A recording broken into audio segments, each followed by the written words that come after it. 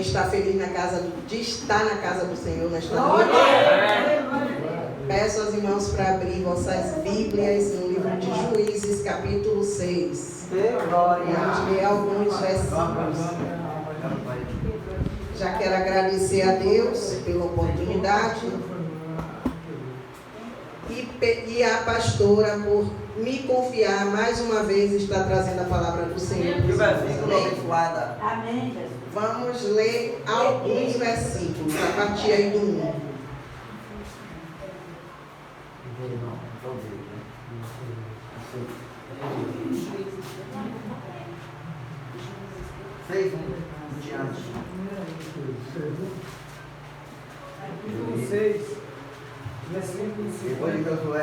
Juízes 6.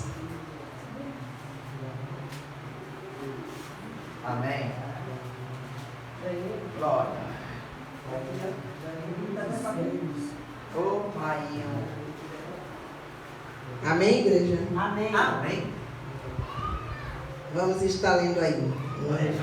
Versículo 1. Os filhos de Israel fizeram o que era mal aos olhos do Senhor, e por isso o Senhor os entregou nas mãos dos midianitas durante 7 anos. O 2. Os midianitas prevaleceram contra Israel, e por causa dos midianitas, os filhos de Israel fizeram para si as covas que estão nos montes, as cavernas e as fortificações. O versículo 6. Assim Israel ficou muito debilitado com a presença dos midianitas. Então os filhos de Israel clamaram ao Senhor. E o 7. Quando os filhos de Israel clamaram ao Senhor por causa dos midianitas, o Senhor lhes enviou um profeta que lhes disse: assim diz o Senhor, Deus de Israel: eu tirei vocês do Egito, da casa da servidão. Eu os livrei das mãos dos egípcios e das mãos de todos os opressores. Eu os expulsei e dei a vocês a terra deles. E disse: eu sou o Senhor, o Deus de vocês. Não adorem os deuses dos amorreus, em cuja terra vocês estão morando. Mas vocês não deram ouvidos à minha voz. Amém? Os irmãos podem sentar com suas Bíblias abertas, que vamos ler ainda alguns versículos. Então aqui esse texto, ele vai falar do chamado de Gideão. O texto vai iniciar falando que os filhos de Israel, o povo de Deus, sofreu nas mãos dos midianitas por 7 anos. Eles haviam feito o que era mal aos olhos do Senhor. E não precisa ser teólogo aqui para a gente saber que o mal que eles fizeram perante o Senhor foi a idolatria. Eles estavam idolatrando outros deuses. E então vai dizer que o Senhor entrega os filhos de Israel, o povo dele, nas mãos de quem? Do inimigo. O próprio Deus entrega Israel nas mãos do inimigo, nas mãos dos midianitas. É como se Deus estivesse dizendo ao inimigo: olha, eu estou entregando eles a você, estou entregando na sua mão, estou deixando na sua mão por um período para você, para eu te usar, inimigo, para você tratar o meu povo, porque eu sei como trazer o meu povo de volta para mim. Eu sei como fazer para trazer os meus de volta. Então aqui eu entendo o seguinte: o povo de Israel estava fazendo o que era mal aos olhos de Deus. O povo de Israel já havia sido livrado, como nós vimos aí, quando Deus usa o profeta para dizer que tirou eles da terra do Egito, da mão de vários opressores, falou com eles várias vezes e eles não deram ouvido. Então, diante de tanto livramento, Israel continuava errando. Israel continuava fazendo o que era mal aos olhos do Senhor. E por conta disso, Deus entrega eles nas mãos do inimigo. Eles vão passar 7 anos sendo oprimidos pelo inimigo. Eles vão passar 7 anos sofrendo nas mãos dos midianitas. Eles vão passar 7 anos ali passando uma crise terrível. Eles vão passar 7 anos ali muito difíceis. Eles vão passar 7 anos ali sentindo mesmo o peso do inimigo na vida deles. Eles vão passar 7 anos de sofrimento, 7 anos de luta, 7 anos de crise, 7 anos nas mãos do inimigo. E ali vai dizer, como nós vimos aí no versículo 6, que eles chegam ao ponto que eles ficam o quê? Muito debilitados, ou seja, eles ficaram muito pobres, empobreceram demais. Imagine aí 7 anos, aquele povo nas mãos do inimigo, 7 anos plantando, 7 anos semeando, 7 anos trabalhando, 7 anos lançando semente, 7 anos preparando a terra, 7 anos fazendo aquelas plantações, e na hora de colher, na hora de usufruir, na hora de lucrar, o inimigo entrava, o inimigo invadia, o inimigo destruía tudo, o inimigo acabava com tudo. Aí vinha ano após ano aquilo acontecendo, entrava ano, saía ano, era a mesma coisa. Passava-se o ano, na hora da colheita os inimigos invadiam, entravam nas terras deles, destruía tudo, tirava todo o sustento de Israel. Então imagine a situação que aquele povo ficou. Eu creio aqui que esse foi um dos menores períodos que Israel passou nas mãos do inimigo. Mas 7 anos, sim, 7 anos. Foi o menor período que eles passaram nas mãos do inimigo. Mas, com certeza, foram os piores anos que eles passaram nas mãos do inimigo. Porque eles ficaram numa situação deprimente. Eles empobreceram totalmente. Eles ficaram sem ter como se sustentar. Eles ficaram sem ter como sobreviver. Porque eles plantavam, eles plantavam, eles trabalhavam, mas na hora da colheita eles não colhiam, eles não lucravam, eles não usufruíam do fruto da colheita, eles não tinham direito de tirar nada. Na hora da colheita o inimigo é que entrava e saqueava tudo, destruía tudo. Então muitas vezes o inimigo ele não vai entrar para tirar o que você tem, porque ele quer usar o que você tem. Não é porque ele queira aquilo que você tem. O inimigo ele só não quer que você tenha.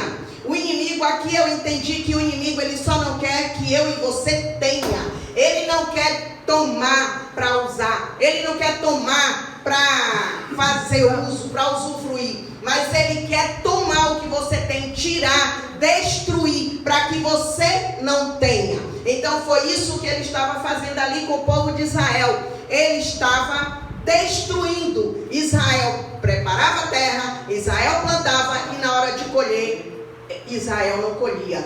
Os midianitas entravam, os inimigos entravam e destruíam tudo, e tirava todo o sustento de Israel, e deixava Israel sem nada. E aí no versículo 2 vai dizer que o povo de Israel fizeram o que para eles? Covas.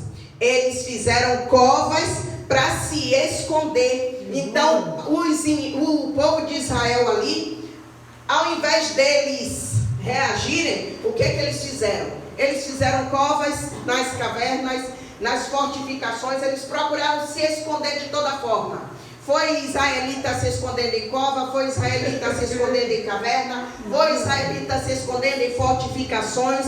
Ou seja, é como se nós estivéssemos vendo eles ali. Não, eu vou fazer alguns deles. Eu vou fazer aqui uma cova e vou me esconder aqui. Por quê? Porque quando o inimigo vier, ele não vai me achar na cova. Porque cova é lugar de quê? Igreja. Cova é lugar de morto. Cova é lugar de morto. E morto não reage. Morto não tem atitude. Morto não tem mais boca para clamar. Morto não tem mais mãos nem perna para trabalhar. Então morto não dá trabalho nenhum. Então muitos israelitas ali se esconderam em covas, para que o inimigo, quando quando viesse, não se importasse com eles. Eu creio que os próprios inimigos se vissem ali. Não, esse daí está na cova, esse daí já está morto, não vai dar trabalho nenhum, deixa ele lá. Deixa lá. Outros se esconderam em caverna, outros se esconderam nas fortificações. Mas só que, como nós vimos aí no versículo 6, que Israel ficou muito debilitado ou empobrecido, como em algumas versões, em algumas traduções, e Israel então resolve o quê? Clamar ao Senhor. Então, depois que eles viram a situação está caótica mesmo, depois que a situação já estava ao extremo, eles já não estavam mais tendo força, eles já não tinham mais vigor, eles já não tinham mais força, eles já não conseguiam mais se sustentar de maneira alguma. Então eles decidem clamar ao Senhor. E finalmente eles decidem clamar ao Senhor. Ou seja, aquela situação que foi criada ali, onde o próprio Deus entregou Israel nas mãos do inimigo, entregou Israel por 7 anos nas mãos dos midianitas, foi para matar Israel? Não. Foi para trazer Israel de volta para o altar da oração. Foi para trazer Israel de volta para Ele, para Deus. Então, muitas vezes vão acontecer situações na minha e na sua vida para nos trazer para perto do Senhor, para nos trazer de volta para o altar da oração, para nos trazer de volta para o clamor.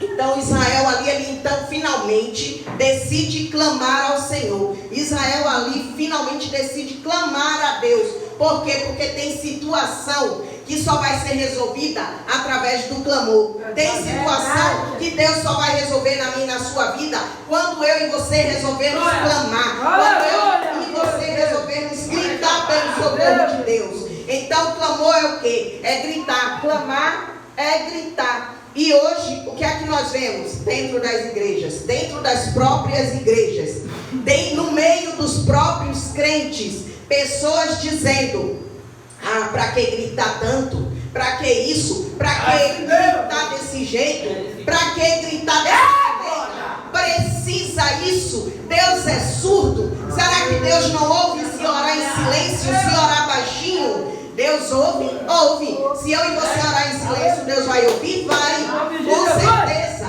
Mas há momentos que Deus quer que eu e você clame, que você grite. Então aqui ele esperou que o povo de Israel clamasse, que o povo de Israel gritasse. Por quê? Porque aí então ele ia entrar em ação. Aí então, quando o povo se lembrasse que ainda tinha joelho para dobrar, quando o povo se lembrasse que ainda existia um Deus que podia resolver a situação deles, então finalmente o Senhor aí entraria em ação e livraria Israel mais uma vez. E assim é comigo e com você. Assim é comigo e com você. Quando nós resolvermos clamar, quando nós resolvermos lembrar que ainda temos joelhos que podem se dobrar, que ainda temos boca para clamar, que ainda temos voz para clamar, para gritar pelo socorro, para gritar pelo socorro de Deus, então Deus ele vai entrar na nossa causa. Aleluia. E ele vai agir, e ele vai trazer vitória, e ele vai usar um profeta, ele vai levantar um Gideão na nossa vida. Aleluia. E ele vai nos dar livramento, e ele vai trazer a vitória. Então o povo hoje em dia tem essa mania. Eu vejo muitos crentes mesmo, irmãos nossos, reclamarem porque aquela igreja grita muito, porque fulano grita muito, porque teve culto na sua casa, foi muito grito, porque esse povo grita demais, porque Deus não é surdo. Realmente Deus não é surdo. Mas se você não gosta de grito, se você não gosta de clamar, vai reclamar com aquele que mandou clamar, vai reclamar com aquele que mandou gritar, vai reclamar com Deus, porque foi Deus quem mandou clamar, foi Deus quem disse que tem que gritar. Então aquele povo resolve, Israel finalmente resolve clamar ao Senhor, quando ele já estava numa situação mesmo bem difícil, bastante empobrecidos, já não tinham mais nenhum meio de se sustentar. Eles resolvem clamar, eles resolvem clamar pela ajuda de Deus, e diz que Deus então ouve Israel. Deus ouve Israel, quando eles clamam, Deus ouve. e Deus usa um profeta para falar com aquele povo. O texto não menciona o nome desse profeta. O texto não diz quem ele era, não diz o que ele fazia, não diz de que ele trabalhava. O texto só diz que ele usou um profeta, que Deus enviou um profeta, um anônimo. Ou seja, no meio de todo aquele caos, no meio de todo aquele problema, de toda aquela crise, no meio de toda aquela situação, ainda existia um remanescente, ainda existia alguém que estava na brecha, ainda existia alguém que estava dizendo: eis-me aqui, Senhor, envia-me. E aquela pessoa, ela não era conhecida de ninguém, aquela pessoa não estava em cartazes, aquela pessoa não estava como é que diz, nos altares. Aquela pessoa era uma pessoa anônima, era uma pessoa que não tinha padrinho, era uma pessoa que não tinha nome, era uma pessoa que não tinha influência de ninguém para ser apontado, mas Deus usou, porque era um remanescente que estava na brecha, estava na disposição do Senhor para ser usado, porque Deus, ele usa anônimos, Deus usa aquele que está na posição, Deus usa aquele que não precisa de padrinho, que não tem padrinho, que não tem nome, que não tem condição financeira, que não tem quem peça por ele. Deus usa aquele que está na posição, aquele que está na brecha, aquele que diz: eis-me aqui, Senhor. Então Deus usa o profeta para falar com Israel naquele momento. Deus usa um profeta e o profeta fala com Israel. O profeta vai e fala com aquele povo ali. E em seguida vai dizer então que, aí no versículo 11 os irmãos podem acompanhar: então o anjo do Senhor veio e sentou-se debaixo do carvalho que está em Ofra, que pertencia a Joás, da família de Abiezer. Gideão, filho de Joás, estava malhando trigo no lagar, para o pôr a salvo dos midianitas. Então o anjo do Senhor lhe apareceu e lhe disse: o Senhor está com você, homem valente. Então, quem foi que falou com Gideão aqui? O anjo. Foi uma voz da terra? Não. Ou foi uma voz do céu? Foi a voz do céu. Então foi uma voz do céu. Foi o Deus, o próprio Deus, que falou com Gideão através do anjo do Senhor, que nós sabemos, como nós já ouvimos falar, que toda vez que fala em anjo do Senhor era o próprio Jesus. Aleluia. Então ele veio e falou ali com Gideão: aleluia. O Senhor está com você, homem valente. E você ainda continua dando ouvidos a fulana, a fulano, que diz que você não pode, que diz que você não é capaz, que diz que você não vai fazer, que você não vai para lugar nenhum, porque você está dando ouvidos à voz de pessoas, quando Deus já disse que você é valente e valoroso. Por que você vai continuar dando ouvidos a quem disse que você não vai conseguir, que você não vai fazer, que você não pode, que você não é capaz? Você vai dar ouvidos a pessoas ou você vai dar ouvidos ao que Deus diz ao seu respeito? O que é mais importante, o que as pessoas dizem sobre você ou o que Deus diz sobre você? Se Deus já falou ao seu respeito que você é valente, que você é valoroso, que você vai fazer a obra, que você vai pregar, que você é escolhido e que Ele vai te usar, porque você continua ouvindo vozes de pessoas.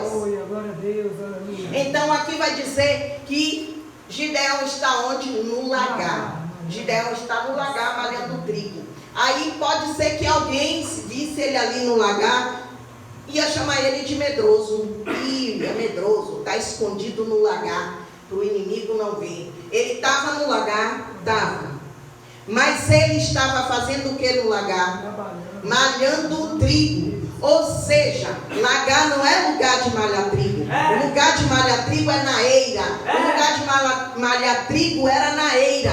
Então, o que é que Gideão faz? Ele pega o trigo, ele vai para o campo, ele pega o trigo e ele leva para o lagar. E ele diz: eu vou malhar o trigo no lagar. Eu não vou me esconder em cova, eu não vou me esconder em caverna, eu não vou me esconder nas fortificações. Todo mundo pode se esconder, mas eu não vou me esconder. Eu vou lá no campo, eu vou pegar o trigo, eu vou levar para o lagar, eu vou malhar o trigo no lagar, porque eu vou guardar, eu vou, como é que diz? Eu vou malhar o trigo no lagar, porque eu vou lutar pela minha sobrevivência. Então, Gideão, ele pensou diferente dos outros. Os outros se acovardaram, os outros buscaram se esconder, os outros correram para se esconder, mas Gideão, ele se importou com a sobrevivência, ele se importou em guardar aquilo que era essencial. Ele sabia que na eira o inimigo ia ver e ia levar o trigo, então ele disse: é para o lagar que eu vou levar, porque não era tempo de uva, não era tempo de fazer vinho. Então ele pega o trigo e leva para o lagar e vai malhar o trigo no lagar. Ou seja, Gideão estava ocupado enquanto os outros estavam escondidos. Gideão estava ocupado enquanto os outros estavam se escondendo nas covas, se escondendo nas cavernas, se escondendo nas fortificações. Gideão estava no lagar malhando o trigo. Ou seja, quando Deus levanta alguém, Ele não levanta quem está parado, Ele não levanta quem está se escondendo, Ele não levanta quem está fugindo, Ele não levanta covardes, Ele não levanta aquele que foge, aquele que se esconde, aquele que entra na caverna, aquele que se esconde na cova. Quando Deus resolve levantar alguém, Ele vai levantar aquele que já está fazendo alguma coisa. Ele vai levantar alguém que está no lagar malhando o trigo. Ele vai levantar alguém que já está trabalhando para o reino. Ele vai levantar alguém que está disposto a malhar o trigo. Então, ele vê ali Gideão, o anjo do Senhor vê Gideão ali no lagar, malhando o trigo. Todos fugiram e se esconderam, mas Gideão estava no lagar malhando o trigo. Os outros não vieram para ajudar Gideão. Ninguém veio para ajudar Gideão naquele momento. Ninguém saiu da caverna dos esconderijos para vir para o lagar ajudar Gideão. Muitos, eu creio até que chamou ele de louco, de maluco. Vai morrer, está lá no lagar, o inimigo vai achar, vai matar ele. Mas ele foi sozinho e estava fazendo o quê? Estava guardando o trigo para os inimigos não levarem. Estava lutando pela sobrevivência. Então, não veio ajuda da terra para Gideão naquele momento. Não veio ninguém para ajudar Gideão. Mas Deus viu Gideão no lagar trabalhando. Deus contemplou Gideão fazendo alguma coisa diferente. Deus contemplou Gideão no lagar guardando o trigo, malhando o trigo, guardando o trigo para que o inimigo não achasse. E Deus então envia o anjo do Senhor. Deus envia o anjo do Senhor para falar com ele ali. E o anjo do Senhor diz para ele: o Senhor está contigo, Gideão. Você é valente e valoroso. Então não se importe com o que as pessoas dizem ao seu respeito. Se Deus já falou que você tem valor, se Deus já disse que você é valoroso, que você é valorosa, que vai te usar, que tem um propósito para cumprir na tua vida, que através de você Ele vai fazer. Não se importe com o que os outros dizem. Não se importe com a situação, com o que está acontecendo. Não se importe porque você não vê nenhuma perspectiva daquilo que Deus falou acontecer na sua vida. Porque muitas vezes nós nos prendemos às perspectivas. Nós olhamos para a nossa situação e dizemos: eu não vou conseguir. Eu não vou conseguir porque eu não tenho dinheiro, eu não tenho uma boa situação financeira, eu não tenho capacidade, eu não estudei, eu não sei falar direito, eu sou tímido, eu sou envergonhado, eu sou isso, eu sou aquilo. Nós somos muito de fazer esse tipo de coisa, não é verdade? Muitas vezes não são nem pessoas, nós mesmos nos achamos incapazes. Nós mesmos recebemos uma promessa do Senhor e achamos que não, jamais, isso não vai acontecer comigo. Isso não vai acontecer na minha vida. Isso não vai se cumprir, porque eu sou incapaz. Não tem nem lógica isso aí. Muitas vezes nós mesmos nos achamos incapazes. Nós mesmos nos achamos incapazes de viver aquilo que Deus já disse que íamos viver. Muitas vezes nós achamos que na nossa vida não vai se cumprir. E muitas vezes são as pessoas que dizem. As pessoas olham pra gente e dão até risada, debocham. Ah, vai ser nada. Ah, porque você vai conseguir, você não vai para lugar nenhum, você não vai passar de uma crentinha, um crentinho, uma pessoa que nunca vai para frente, nunca vai crescer espiritualmente, nunca vai conseguir pregar, nunca vai conseguir cumprir aquilo que Deus disse que você ia cumprir.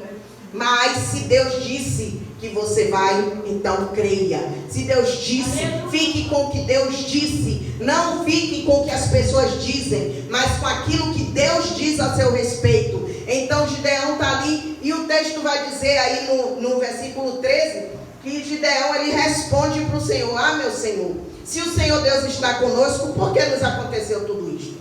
E onde estão todas as suas maravilhas que os nossos pais nos contaram? Eles disseram: o Senhor nos tirou do Egito, porém agora o Senhor mesmo nos abandonou e nos entregou nas mãos dos midianitas. E aí no 14, então o Senhor se virou para Gideão e disse: vá nessa força que você tem e livre Israel das mãos dos midianitas. Não é verdade que eu estou enviando você? Então olha aqui, Gideão, a primeira coisa que Gideão faz é questionar o Senhor. Questionar, mas Senhor, o Senhor mesmo diz, o Senhor nos livrou, isso e aquilo, mas o Senhor mesmo agora nos entrega de novo nas mãos dos midianitas. São 7 anos sofrendo na mão desse povo, são 7 anos de miséria, 7 anos de luta, 7 anos de dificuldade. E aí Deus olha para ele e a única resposta que Deus dá a ele é: vá na força que você tem. Ou seja, Deus está dizendo a mim e a você: não é hora de você ficar pensando no passado, não é hora de você ficar pensando no que ficou lá atrás, não é mais hora de você ficar pensando no que você fazia, não é mais hora de você ficar pensando em quem você era, em quem as pessoas diziam que você era. Agora é tempo de você se levantar e de você ir e fazer. Vai nessa sua força, porque a força que você precisa, Deus já te deu. A força que você precisa, você já tem. A força que você precisa já está com você. Então levanta e vai nessa tua força. Vai nessa tua força. Então ali o Senhor diz a Gideão: não é verdade que eu estou com você? Vai nessa tua força. Não é verdade que eu estou com você? Ou seja, se Deus já disse que vai te usar, se Deus já disse que você vai pregar, se Deus já disse que você vai fazer a obra, se Deus já disse que vai te levantar, se Deus já disse que você é escolhido, se Deus já disse para você se posicionar para fazer aquilo que Ele quer, por que você continua dando desculpa? Por que você continua olhando para trás, olhando para a situação, olhando para a crise, olhando para a condição, olhando que você não sabe falar, olhando que você não estudou, olhando que você não tem condição financeira, olhando que você não tem capacitação, olhando que você não tem condição de fazer? Começa a olhar para aquele que te chamou. Começa a olhar para aquele que te escolheu. Começa a olhar para aquele que falou ao seu respeito e te chamou de valoroso e de valorosa. Então levanta. O Senhor, Ele não te chamou porque você é covarde. O Senhor te chamou porque Ele viu em você um valente. Ele viu em você uma valente, uma valorosa. Ele viu em você um valente, um valoroso. O Senhor não vê como o homem vê. O Senhor não vê como as pessoas veem. Nós temos que entender que as pessoas elas nos olham de uma maneira. As pessoas olham para nós e nos veem de uma forma, mas Deus olha para mim e para você e vê muito além do que todos os outros veem. Deus olha para mim e para você e Ele vê um futuro. Você diz hoje que você não pode, que você não é capaz, que você não vai conseguir, que você não chega a lugar nenhum. As pessoas vêm e dizem que você é um incapaz, que você não vai conseguir, que você não vai crescer, que é impossível você pregar, que é impossível você fazer a obra, que é impossível você crescer no reino de Deus. Mas Mas Deus está olhando para você e está vendo você lá no futuro pregando. Deus está olhando para você e está vendo você lá na frente liderando. Deus está olhando para você e está vendo você lá na frente. Deus não está vendo você da mesma forma que as pessoas te veem. Deus não olha para mim, para você e não vê o que as pessoas lá fora veem. Não vê em mim e você o que o irmão vê. Deus olha para mim e para você e Ele vê um homem valoroso, uma mulher valorosa, uma pessoa que Ele escolheu porque Ele sabe que é capaz de cumprir o propósito ao qual Ele chamou, ao qual Ele colocou na nossa vida. Então Ele diz a Gideão, Ele diz aí a Gideão, não é verdade que eu estou com você? Então vai ficar olhando para trás por quê? Vai ficar olhando a situação por quê? Vai ficar olhando a crise por quê? Vai ficar olhando para a situação que você está passando no momento por quê? Ou seja, se Deus já disse que está com você, você vai continuar olhando para essa crise que você está enfrentando? Você vai continuar olhando porque você está passando dificuldade? Você vai continuar olhando para a situação que está dentro da sua casa, que está dentro do seu lar? Você vai continuar olhando porque as pessoas querem te colocar para baixo? Você vai continuar olhando porque o inimigo tem se levantado? Não. Deus já disse que Ele está com você. Deus já garantiu que Ele está com você. Então levanta e toma coragem de fazer aquilo que Deus mandou. Toma coragem de fazer aquilo que Deus mandou. Vai dar um medinho? Vai. A gente é de carne e osso. Nós sentimos medo. Mas o medo não impede eu e você de fazer. O que impede eu e você de fazer o que Deus manda é a covardia.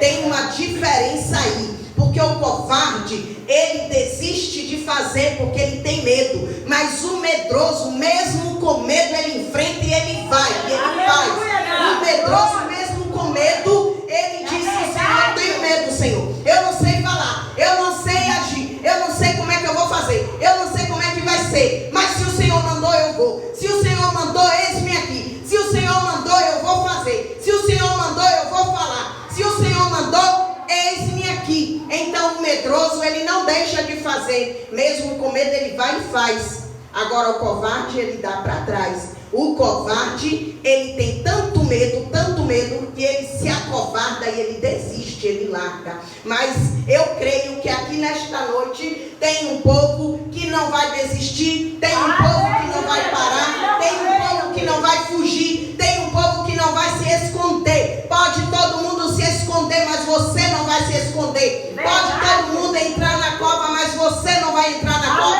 Pode todo mundo entrar na caverna para se esconder, mas você não vai entrar na caverna. Pode todo mundo entrar nas fortificações para se esconder, mas você não vai se esconder.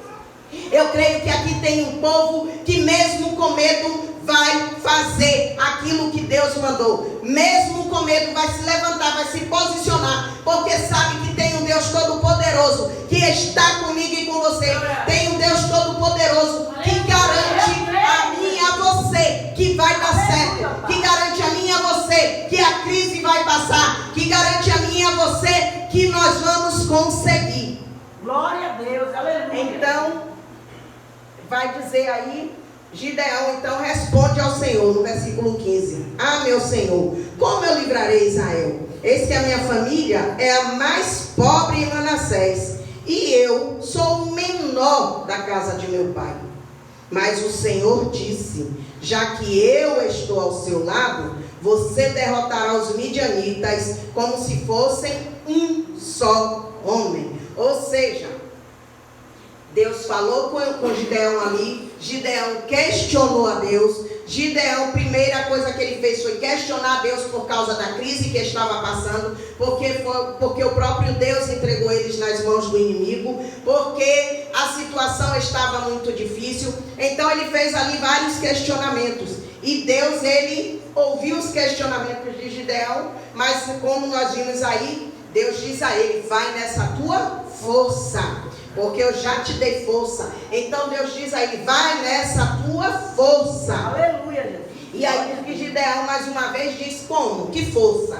E realmente, né, numa situação difícil, passando por uma crise, ele ali no lagar malhando trigo, tentando proteger o trigo, guardando o trigo para os inimigos não tomarem. Então, se um de nós olhasse para aquela situação ali, eu creio que nós mesmos iríamos dizer que ele era um fraco, que ele era um covarde. Como que uma pessoa que está no ambiente escondido, num ambiente restrito, escuro, porque o lagar era um ambiente pequeno, era um ambiente escuro, então nós podíamos, se nós olhássemos com os nossos olhos, nós íamos olhar e dizer, esse homem é medroso, ele está escondido aí no escuro, ele está escondido aí nesse lugar apertado, então esse homem aí não é capaz de nada. É ou não é? É. Nós íamos olhar e íamos pensar desse jeito. Mas quando Deus olha ele ali no lagar, Deus vê um homem valente, Deus vê um homem valoroso, Deus vê um homem ali que está malhando trigo, um homem ali que está lutando pela sobrevivência. Então Deus diz, eu vou te levantar, é esse que eu vou levantar. Então, como eu já falei, Deus levanta aquele que está se ocupando, aquele que está no lagar, aquele que está no apertado, está no escuro, está trabalhando, está fazendo algo diferente. E Deus, ele levanta. Então, se você está numa igreja pequena, se você está numa igreja apertada, você não pense que você não vai crescer porque você está no ambiente pequeno, no ambiente apertado. Porque Deus, ele olha aquele que está no ambiente pequeno, no ambiente apertado, mas que está disponível, que está trabalhando, que já está fazendo algo para dizer, é você que eu escolhi, é você que eu vou levantar, é você que vai fazer aquilo que eu quero, é você que eu vou colocar de pé, é você que eu vou usar. Aleluia. Então Deus olha ali Gideão e Deus diz, é você que eu vou usar. É você que eu vou usar, Gideão. E Gideão aí, mais uma vez, ele olha para Deus, como, Senhor, que eu vou livrar esse povo? Como? Se a minha família é a mais pobre de toda a tribo de Manassés, a minha família é a mais pobre que tem. E como? Porque eu sou o menor da casa do meu pai, ou seja, eu sou o que tem menos condição, eu sou o que não tem nada, eu sou aquele mais fraco. Como que eu vou livrar esse povo das mãos dos midianitas? Mas o que nós precisamos entender é que Deus não depende de situação financeira, Deus não depende de conta bancária gorda, Deus não depende de família conhecida da cidade, Deus não depende de quem tem nome, Deus não depende de quem tem padrinho, Deus não depende de quem está em local grande, em local espaçoso, em igreja espaçosa, em igreja grande.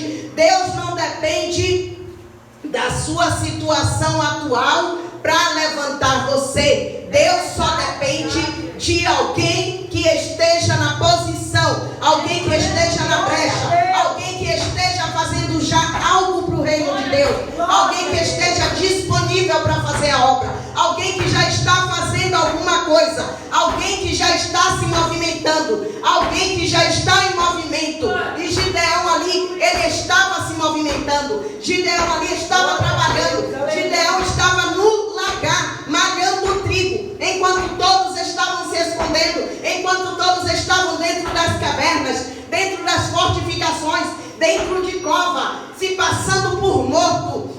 Gideão estava no lagar malhando trigo, Gideão estava protegendo o trigo do inimigo. Então continue fazendo o que você está fazendo, continue trabalhando para o reino de Deus, continue fazendo a obra, continue evangelizando, continue pregando, continue louvando, continue fazendo visita, continue fazendo a obra, continue na brecha, continue na posição, continue em obediência, e Deus vai te levantar, e Deus vai te levantar.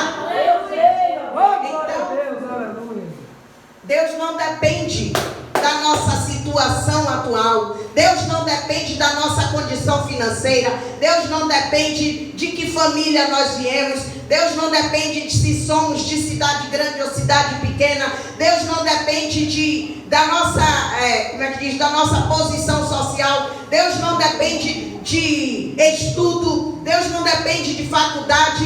Deus não depende de conhecimento humano. Deus não depende de nada que nós possamos ter. Deus só precisa que eu e você estejamos na brecha, que eu e você estejamos trabalhando, que eu e você estejamos nos movimentando, que eu e você estejamos trabalhando para o reino. Deus só precisa que eu e você estejamos no lagar, que eu e você estejamos fazendo aquilo que ninguém quer fazer, fazendo aquilo que os outros fugiram para não fazer, fazendo aquilo que os outros se esconderam para não fazer. Deus só está esperando que eu e você continue fazendo aquilo que Ele nos chamou para fazer. Porque quando você faz aquilo que Deus te escolheu para fazer, quando você se dispõe a trabalhar para o reino, quando você se dispõe a malhar o trigo, quando você se dispõe a fazer a obra no seu anonimato, no seu cantinho, no apertado, no escuro, escondidinho no lagar, Deus está te vendo, Deus está te contemplando e Ele vai te levantar.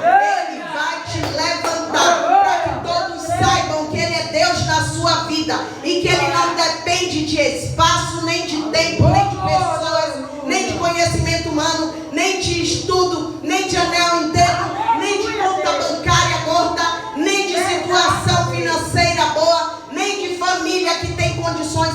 Deus não depende de nada disso. Então permanece firme no lagar. Vai continuando nessa sua força. Vai fazendo a obra. Vai fazendo a obra porque Deus está contemplando. Deus está vendo. E é você que Ele vai levantar para usar nesta terra. É você que Ele vai levantar para usar neste lugar. Então, Gideão. Amém, Jesus. Maravilha. Olha, Deus ali falando com ele e dizendo a ele: já que eu estou ao seu lado, Gideão, você vai derrotar os midianitas como se fosse um homem só. Você vai derrotar eles como se fosse um. Então não tenha medo, eu estou do seu lado, eu estou com você. Então ali Gideão entende que Deus escolheu ele, que Deus levantou ele para salvar Israel, que Deus levantou ele para liderar aquele povo, que Deus levantou ele para livrar Israel das mãos dos midianitas. Então, ele aqui, finalmente, ele se levanta para atender o chamado de Deus. Ele finalmente, então, ele se levanta para atender. E ele, então, vai fazer aquilo que Deus ordena a ele que faça. Eu não vou continuar no texto, porque a história é longa e no momento eu só quero falar para os irmãos sobre o chamado de Gideão, para que a gente venha saber como foi que Gideão foi chamado. Então Gideão, ele não estava desocupado nem escondido quando Deus levantou ele. Gideão, ele estava trabalhando. Gideão, ele estava fazendo a obra. Gideão, ele estava no lagar malhando trigo. Gideão, ele não foi se esconder como todo mundo. Gideão, ele não fugiu. Gideão, ele não procurou entrar em cova para o inimigo não achá-lo, para o inimigo achar que ele estava morto. Gideão, ele pensou diferente, ele agiu diferente. Ele foi para o lagar. Ele disse: não é tempo de uva, então é para o lagar que eu vou levar o trigo, porque lá o inimigo não vai procurar. E foi para o lagar que ele foi. Ele foi para o lagar trabalhar. Ele foi para o lagar arregaçar as mangas e trabalhar, fazer o que ninguém pensou em fazer, fazer o que ninguém quis fazer, o que ninguém foi fazer. Então, se você quer que Deus lhe veja, se você quer que Deus te levante, se você quer que Deus te honre, vai fazer aquilo que ninguém quer fazer. Levanta para fazer aquilo que ninguém quer fazer. Levanta para fazer aquilo que Deus te chamou. Levanta para fazer a obra. Levanta para fazer a obra de Deus. Levanta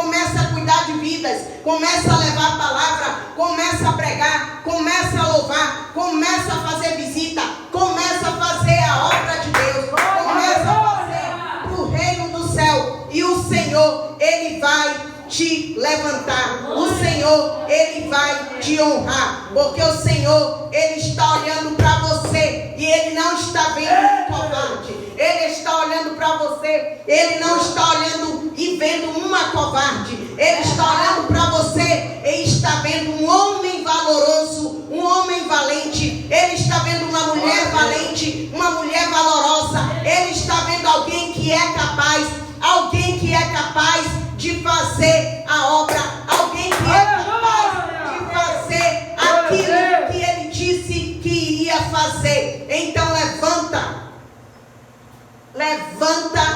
e vai fazer a obra de Deus.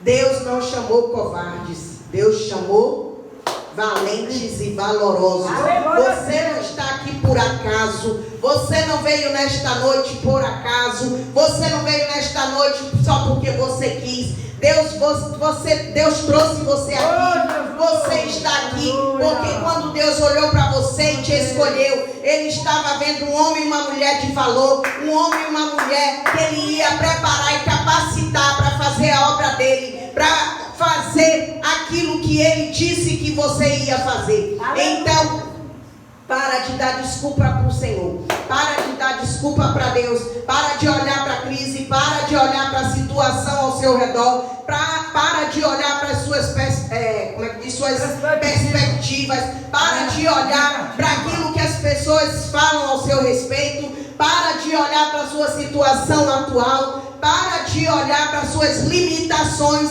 e olha e fica com aquilo que Deus já falou ao seu respeito. Com aquilo que Deus já disse ao seu respeito. Guarda aquilo que Deus já disse ao seu respeito e se põe na disposição e começa a agir, começa a pensar diferente, começa a fazer diferente dos outros, porque Deus, Ele levanta quem já está fazendo. Deus, Ele levanta quem está na disposição para fazer. Deus, Ele levanta quem já está ocupado com a obra. Deus, Ele levanta quem já está dizendo: Senhor, eis-me aqui. Deus vai te usar. Então, que nessa noite você venha ficar com esta palavra. Que nessa noite você venha entender que você é varão valoroso. Você é varoa valorosa. Deus te escolheu e Ele viu em você o que ninguém vê. Ele viu em você que você é capaz de fazer, que você vai crescer, que Ele vai te levantar, que você vai fazer a obra da maneira que Ele quer, do jeito que Ele falou, porque Ele é fiel para cumprir as promessas dele na minha e na sua vida. Então que nessa noite nós venhamos ser um Gideão, que nessa noite nós venhamos levantar como verdadeiros Gideões, porque Deus nesta noite está levantando verdadeiros Gideões que vai fazer a obra e vai cumprir o chamado que Ele tem na tua vida. Amém, igreja? Essa é a palavra que eu deixo para os irmãos. E eu peço aos irmãos que se coloquem de pé nesta hora. Amém? Aleluia. Oh, glória. Glória a Deus. Glória. Glória para a mulher fora. Glória a Deus. Oh, Deus. Aleluia. Peço aos irmãos que fiquem de pé, coloquem a mão no coração e fechem.